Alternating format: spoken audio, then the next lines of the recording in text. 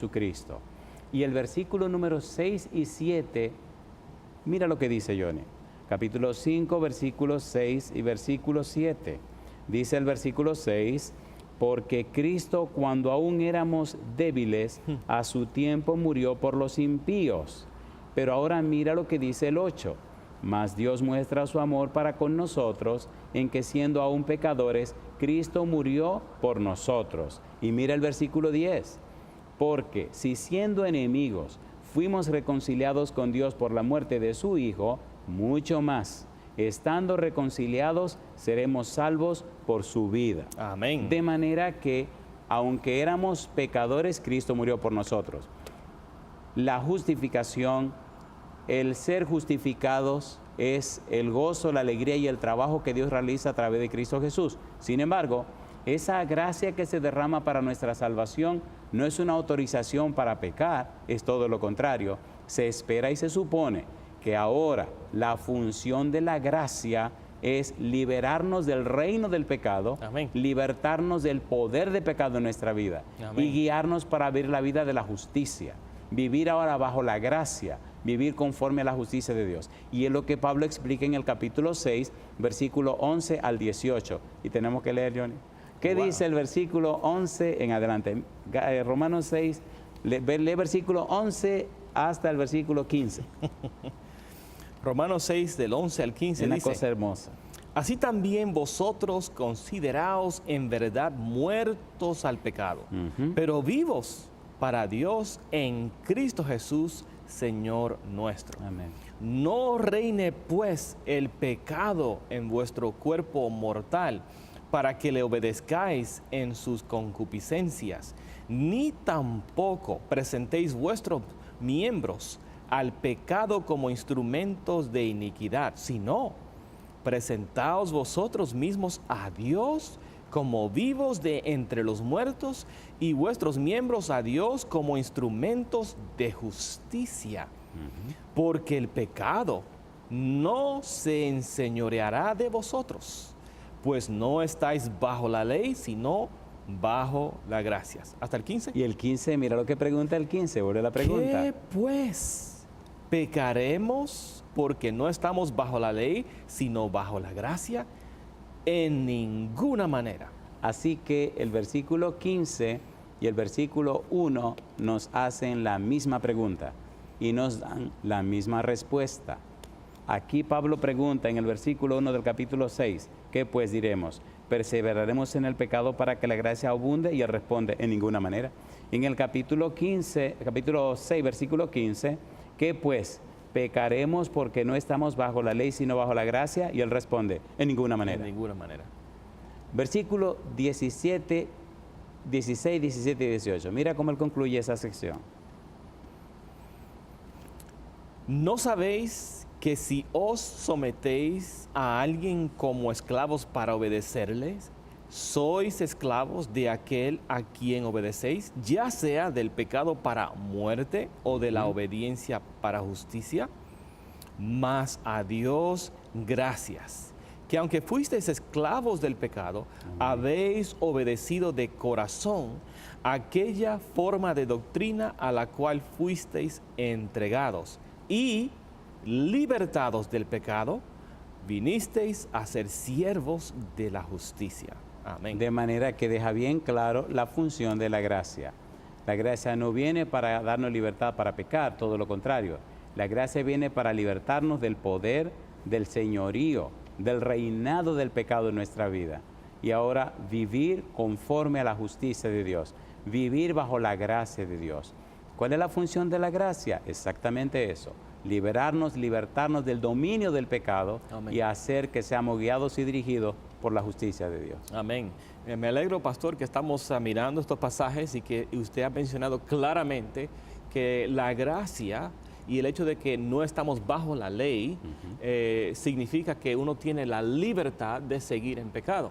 Estoy recordando, mientras estábamos hablando de una historia que escuché, de un error que entraron algunos cristianos casi al principio del siglo pasado, por ahí el año 1910, 15, 1910-15, por ahí en esa temporada, de personas que pensaban que tenían carne santa y que eso le daba cierta libertad a pecar. Y se cuentan historias de casos que actualmente ocurrieron, que un pastor fue a visitar a otro pastor y mientras llegó, la secretaria dijo, no, él no está en el momento, pero llega pronto, ¿por qué no lo espera? Entonces dice él que se sentó en una esquina de la oficina y que entra ese pastor y comienza a besarse con una mujer y a abrazarse en una manera inapropiada. Y el hombre sentado ahí, mira todo eso y se siente un poco incómodo y tuvo que hacer su presencia conocida y aclaró hizo y notaron que él estaba ahí y se apartaron. Entonces dice, oh, no sabíamos que estaba aquí, dice. Pero entienda, por favor, que esto no es pecado, porque nosotros tenemos carne santa. Ay, mamá.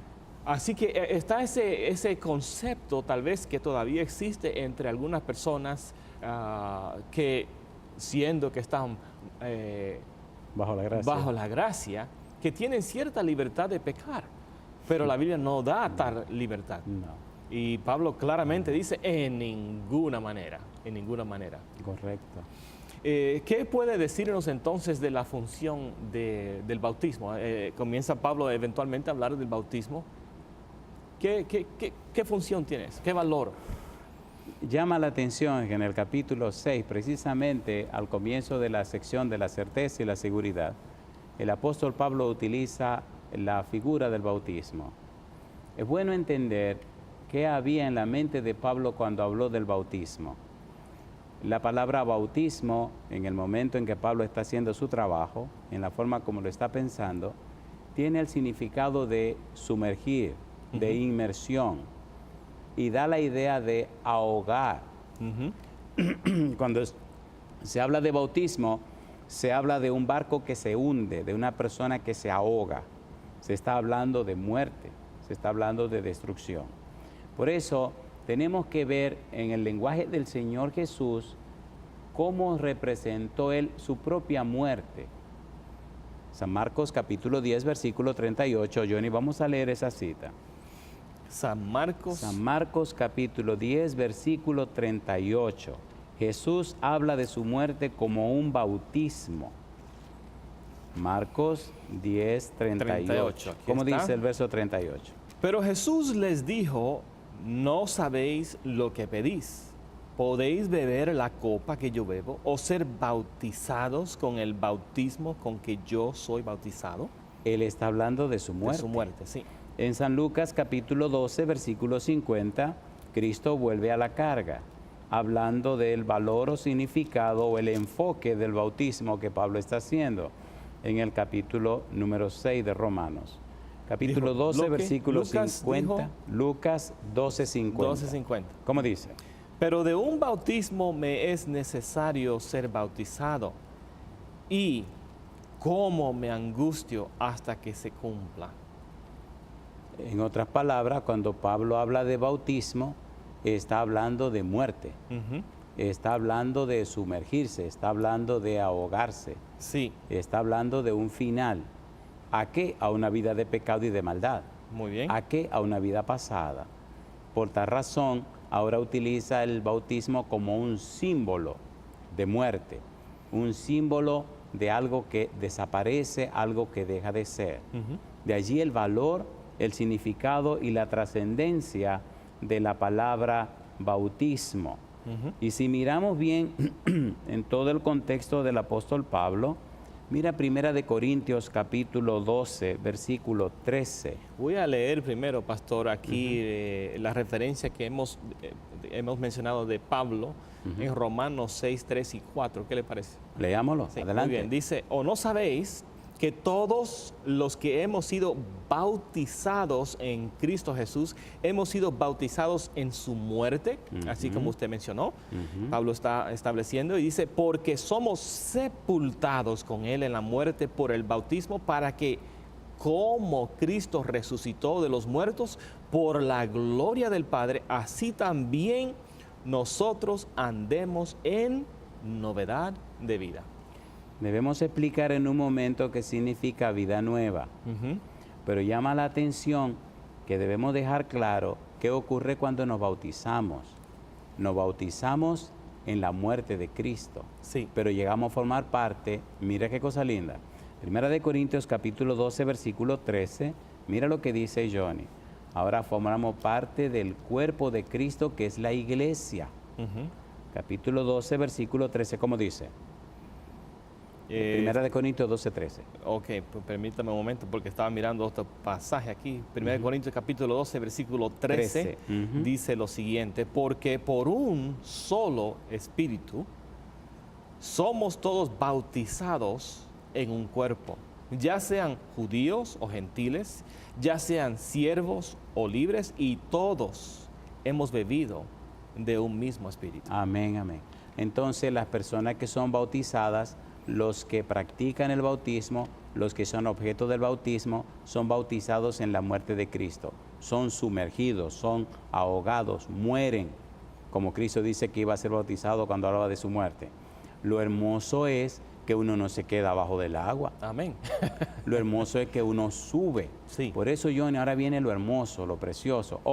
Somos bautizados por un espíritu y somos parte del cuerpo de Cristo. Por eso se dice que la iglesia es el cuerpo de Cristo. Ahora viene la parte linda. Ahora somos parte del cuerpo de Cristo, somos parte de su iglesia. En el versículo 4, ¿puede leer Romanos 6:4? Mira que en Sí. Romanos 6:4 hay una inmersión, que es el entierro, pero gloria a Dios que hay una forma de emerger, que es la resurrección. Cristo murió y resucitó. Ahora el bautismo es un símbolo de que morimos a la vida pasada y nacemos a una vida nueva, y vamos a entender qué es vida nueva. Adelante. Amén, amén. Romanos 6:4. 6:4 dice: porque somos sepultados con Él en la muerte por el bautismo, para que como Cristo resucitó de los muertos por la gloria del Padre, así también nosotros andemos en novedad de vida. El cristiano nacido de nuevo, el cristiano arrepentido, entonces empieza una vida nueva. Segunda de Corintios 5:17 dice: de modo que si alguno está en Cristo, nueva criatura es. Las cosas viejas pasaron, he aquí todas son hechas nuevas. ¿Cuál es ese pasaje otra vez?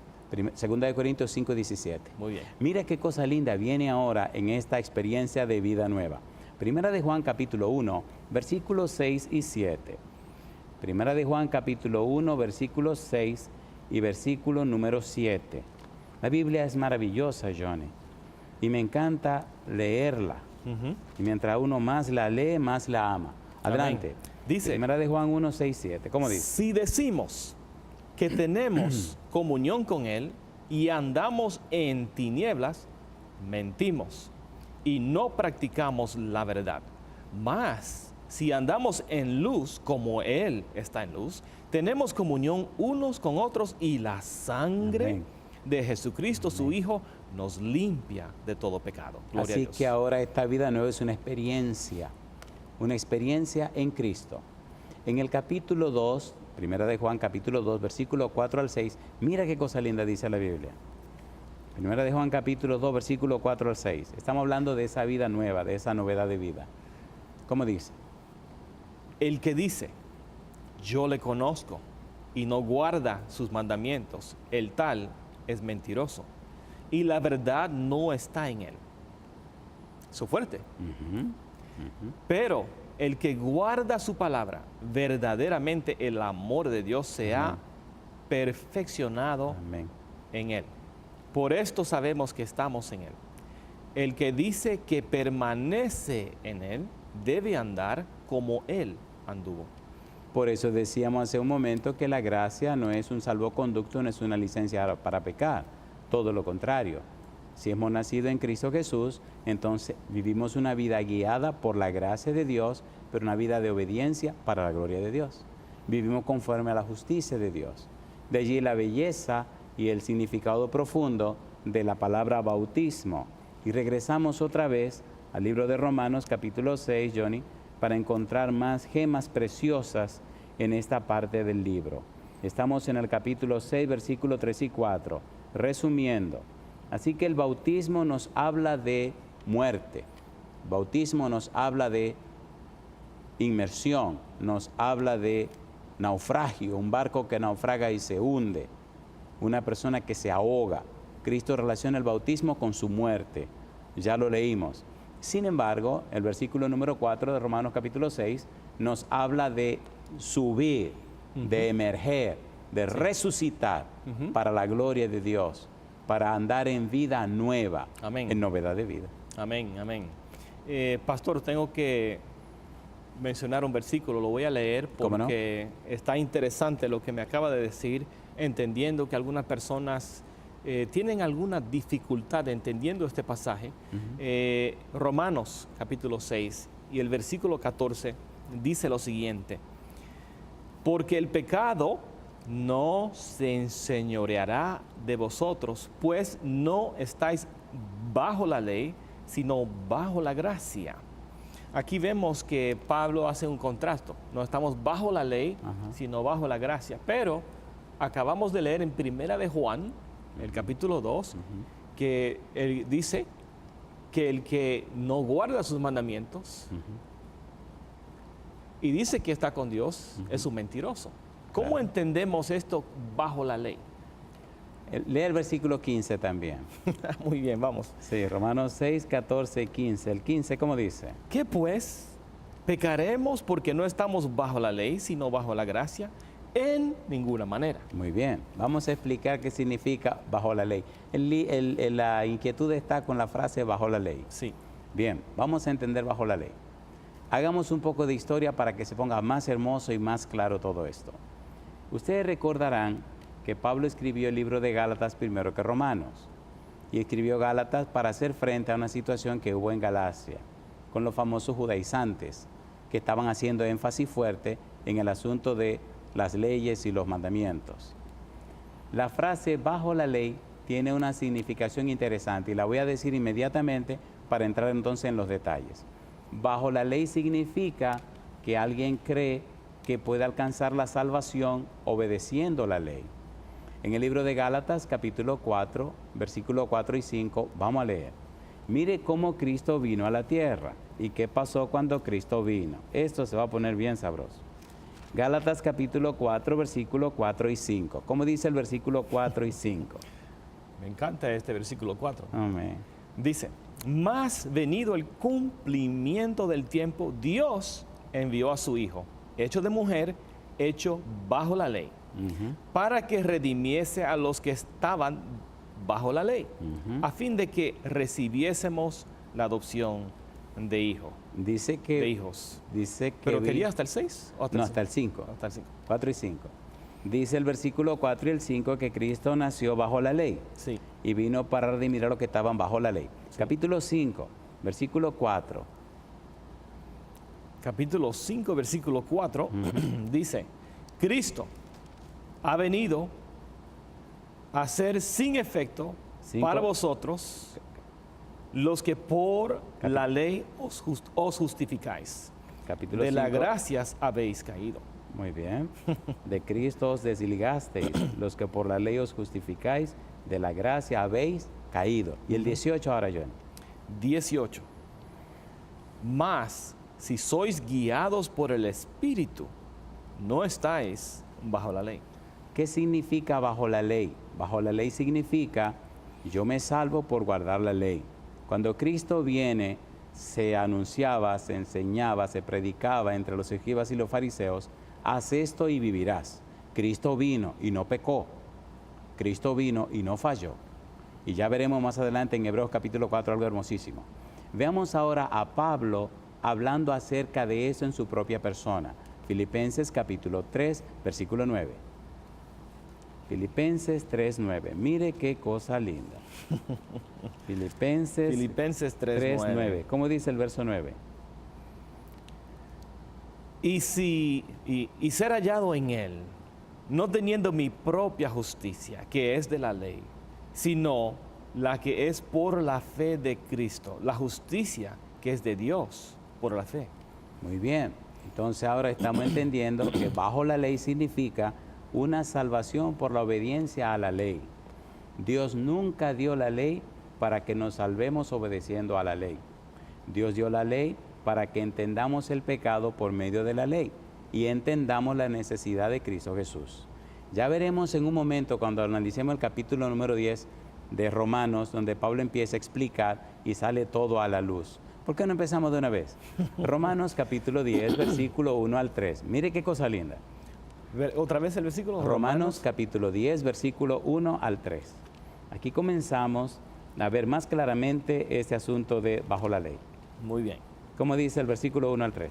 Hermanos, ciertamente el deseo de mi corazón y mi oración a Dios por Israel es para su salvación.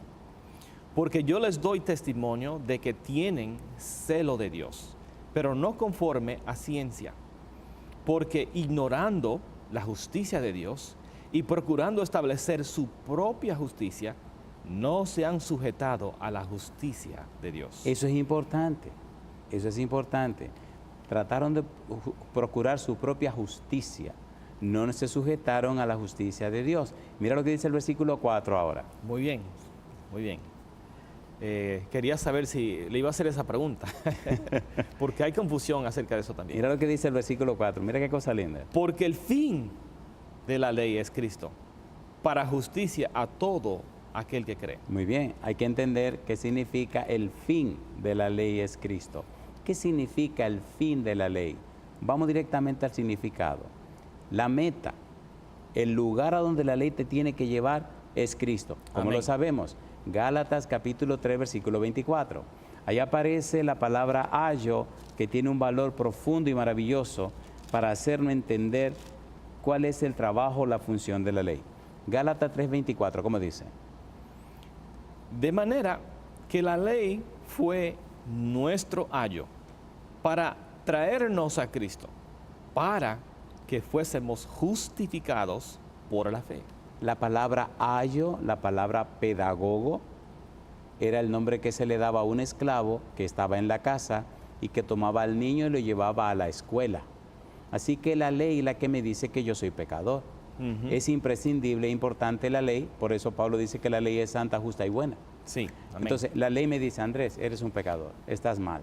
Bueno, ¿y cómo resuelvo esto? Ven, tiene que ir a Cristo Jesús. Entonces la ley me toma de la mano y me lleva a Cristo. Cuando Cristo viene, los judíos dicen, no, guarda la ley y te salva. Eso es estar bajo la ley. Lo lindo es que Cristo vino bajo la ley, pero cumplió la ley. Amén. Ahora, Cristo cumple con todo y Él puede imputar su justicia a mi vida, a mi persona. Yo no puedo ser fiel, yo no puedo ser obediente por mi propia fuerza, pero Cristo venció por mí. Ahora yo no estoy bajo la ley, yo estoy bajo la gracia. Amén. Pero guardo la ley. No guardo la ley para salvarme, guardo la ley por amor al que me dio la salvación. Amén. La gracia de Cristo no me autoriza a mí a violar la ley. La gracia de Cristo no me dice a mí que puedo vivir en pecado, todo lo contrario. La gracia de Cristo, dijimos hace un momento, me libera del reino del pecado, del poder del pecado, y me habilita por el Espíritu para vivir en la presencia de Dios como Dios quiere. Amén. Entonces el Espíritu produce en mí el querer como el hacer por su buena voluntad. Entonces el Señor produce en mí una nueva criatura. Entonces por la Biblia, 1 de Pedro 1:23, yo recibo una simiente que viene de lo alto, que no es humana, que es incorruptible. Entonces ahora tengo dos simientes, pero la salvación es por la gracia, Efesios capítulo 2, versículo 8. Ahora, mira qué cosa linda, salgámonos un minutito de este asunto y vamos a leer un pasaje que siento que me quema el pecho. Hebreos capítulo número 4, mire qué cosa linda, versículo 14 y 15. Cristo no pecó, así que Cristo ganó por mí lo que yo no puedo ganar por mí mismo.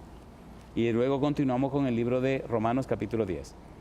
Capítulo 4, Hebreos, versículos 14 y 15. ¿Cómo dice? 14 y 15. Por tanto, teniendo un gran sumo sacerdote que traspasó los cielos, Jesús, el Hijo de Dios, retengamos nuestra profesión, porque no tenemos un sumo sacerdote que no pueda compadecerse de nuestras flaquezas o debilidades, sino uno que fue tentado en todo, según nuestra semejanza, pero sin pecado. Alabado sea el nombre de Dios. Aunque Cristo nació bajo la ley, aunque Cristo nació con la enseñanza o el sistema de cumple la ley y te salva, Cristo cumplió con la ley. Amén. Entonces, ahora la justicia de Cristo se imputa a la vida mía, a la vida tuya cuando aceptamos a Cristo. Ahora tú y yo vivimos bajo la gracia porque Cristo cumplió con la ley. Sigamos con Romanos capítulo 10, versículo 4. Antes de seguir, Ujú. no quiero que pierda su pensamiento. No, no hay problema. Pero ya usó una palabra que creo que tal vez nuestros televidentes quieren entender un poco más. ¿Cómo no? Y dice que Cristo Jesús imputa su Ok. justicia Sí, en nosotros. sí. ¿Puede explicar esa palabra imputa, imputación? Ok, vamos a decirlo de la manera más sencilla posible. El Señor Jesús gana un derecho, Sí. muere en la cruz, paga el precio del pecado. Ahora Cristo tiene el derecho, no pecó y pagó el pecado. Ujú. Ahora Él tiene el derecho legal, el derecho forense. Si yo le acepto a Él de aplicar su justicia, lo que Él ganó, ponerlo en mi cuenta. Excelente. Ahora en mi cuenta se coloca la justicia de Cristo. Ahora Dios me ve a mí no como lo que yo era, sino que me ve a mí como un pecador declarado justo. Gloria a Dios. Declarado justo por la imputación o por la aplicación de la justicia de Jesús en la vida mía. Ahora Dios me mira no como lo que yo soy, me mira a mí y a quien ve es a Cristo Jesús. Eso es maravilloso. Eso es glorioso, Eso es mi es algo- sustituto. Eso es algo que uno tiene que sentarse y meditar en esa gloriosa Amén. bendición de que Cristo murió por nosotros y la justicia de Él, su pureza, viene a nosotros. Se aplica a nuestra vida. Se aplica a nuestra vida. Hay un Glorioso. pensamiento, Johnny, hay un pensamiento que escribí en mi Biblia, un pensamiento muy hermoso. El pensamiento dice, no debemos inquietarnos por lo que Dios y Cristo piensan de nosotros, sino que debemos ocuparnos en lo que Dios piensa de Cristo, quien es nuestro sustituto. Amén. Amén. Así que ahora lo que Dios piensa de Cristo es lo que piensa de mí. Es más, mira, capítulo 3 de Gálatas, trabajemos un poquito más este pensamiento, porque es maravilloso. Gálatas capítulo 3, versículo 27. ¿Qué dice Gálatas 3:27? Mira